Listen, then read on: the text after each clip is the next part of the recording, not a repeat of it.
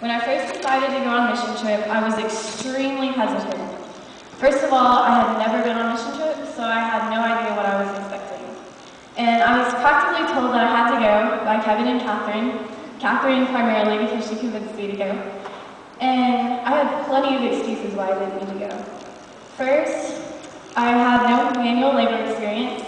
Most of my labor experience comes from Girl Scouts when I moved Girl Scout cookies in and out of cars. And so that's not really a lot.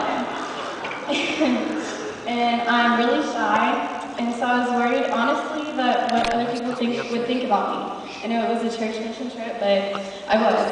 And most importantly, which is probably the silliest excuse, I had never used a hammer before. Sorry, Dad, if you get upset that I'm telling you, the whole congregation, that you never taught me how to use a hammer. And Kevin was supposed to teach me how to use a hammer before we went on a mission trip, but he never did. And so when we were on a mission trip, he had plastic blow-up hammers, and he taught me how to use the plastic blow-up hammer on a table. Anyway, with all those worries, I tried to stay positive, and it worked for the most part, until we got to our work site. When we got to our work site, there were two big, small dogs. And I am extremely scared of dogs, if you know that. But I had no choice. I had to swallow my fears and worries and keep going so that things got done. Before I knew it, it was already Thursday.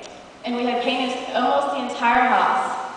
And that was the first day we had to use a hammer. We had to hammer about 50 nails into the wall to put up pictures. And I was like, I want to do it, because I've never used a hammer before.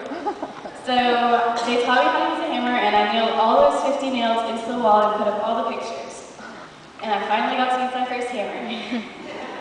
Unfortunately, the woman that lived there was in the hospital, and so, she wasn't there at all. At first, I was really upset because I wanted to meet the person who we had helped, and I wanted her to see these group of teenagers that had done all these things for her, because it was a pretty big job. But I knew I wouldn't get to see her that week, and I knew that I wouldn't ever get to see her, probably.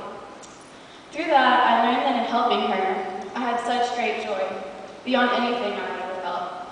And it didn't matter if I had received credit or not, or if I was accepted by all those mission trip friends that I now have as great lifetime friends, or if I had never used a hammer.